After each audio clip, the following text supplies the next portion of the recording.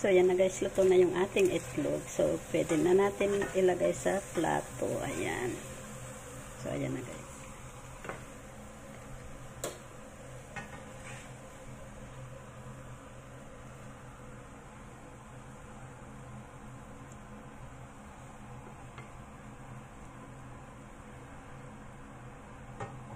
So, yan na guys. Thank you for watching. Please don't forget to click like and share. Thank you. Bye-bye. God bless.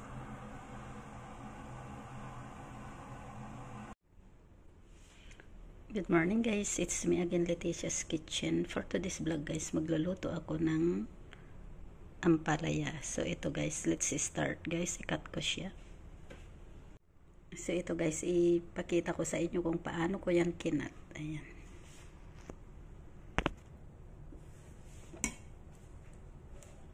Hatiin lang natin yan ng tatlong hati.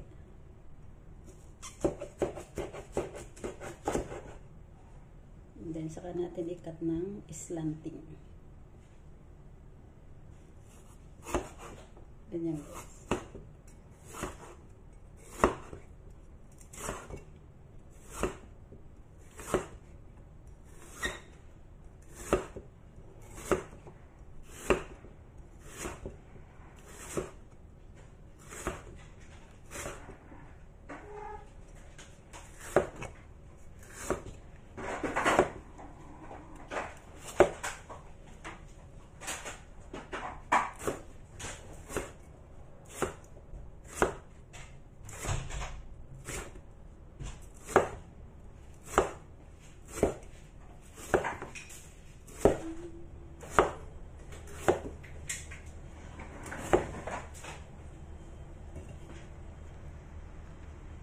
So, yan guys yung nakat natin.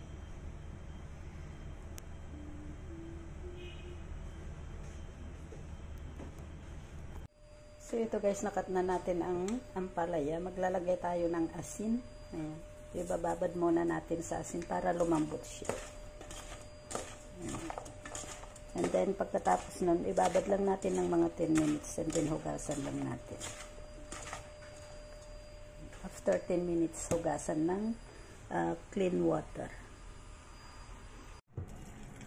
So, ito na guys yung ating ampalaya. Hugasan na natin. Ayan. Maglagay tayo ng tubig. Ayan, yung gamit ko na tubig guys ay yung ano, yung Amway. Yung may dispenser. Ayan. So, ayan. Tapon lang natin ang tubig.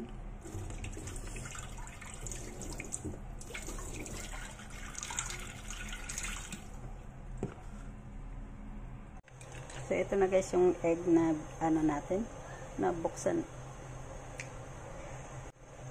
So, ngayon guys, maglalagay tayo ng salt sa eggs at saka soy sauce. A little soy sauce.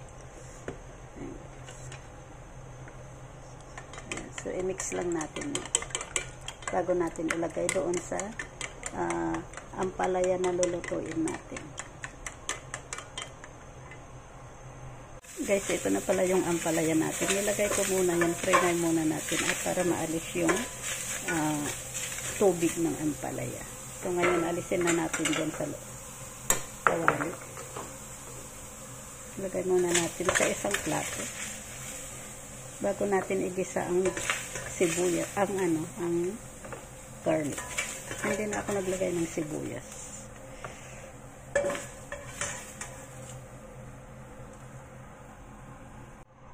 Ngayon, maglalagay na ako ng mantika.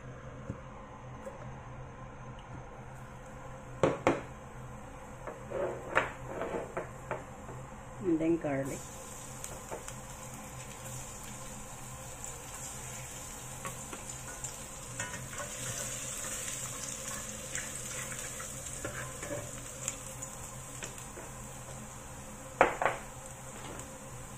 At ilagay na rin natin ang ampalaya.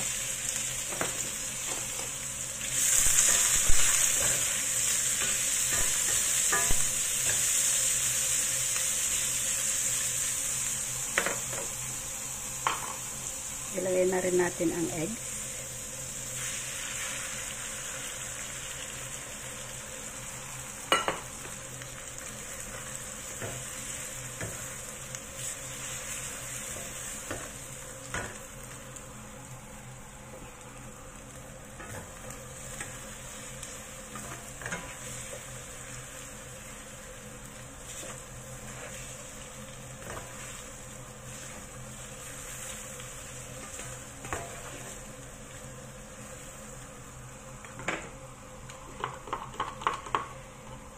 ilagay na rin natin ang sauce na ginawa ko.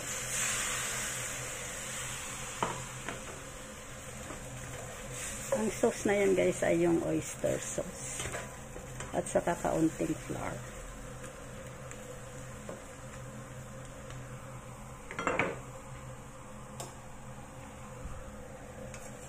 Tikman lang natin.